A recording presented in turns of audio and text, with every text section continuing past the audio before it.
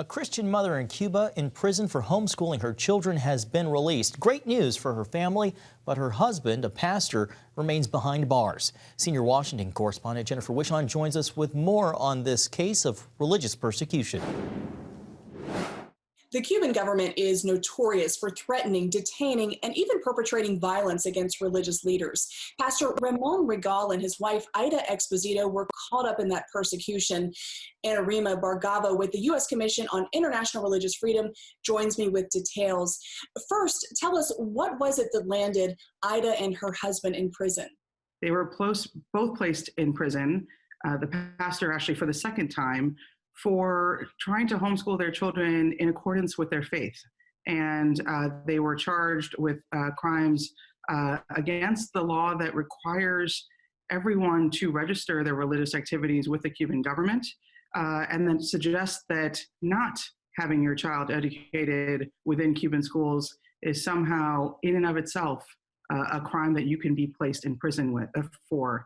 And Ida actually was in prison for a year and was just released, and her children have been at home without their parents for that year, and obviously not having schooling at home during that time as well. Ida was released before the end of her 18-month sentence. What does that signal to you?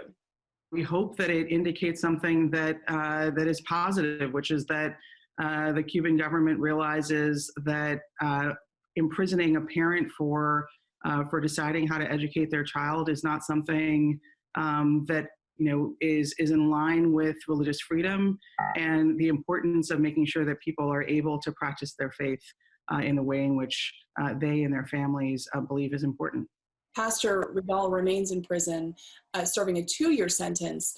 Give us a sense of what conditions he's facing and what is his risk for contracting COVID-19? It's of concern right now, particularly as we see many instances of prisons being a place in which people are contracting the COVID virus, and where all of the conditions of not having places to make sure that you have a clean, hygienic, enough food to eat, all of those things are worries that I think we have in prison conditions around the world, and that's certainly true of Cuba as well. And to have people who are imprisoned because of their faith and their religious practice is something that is, of course, incredibly concerning at this time, where we want people who don't pose a threat to their community or to their society to be home.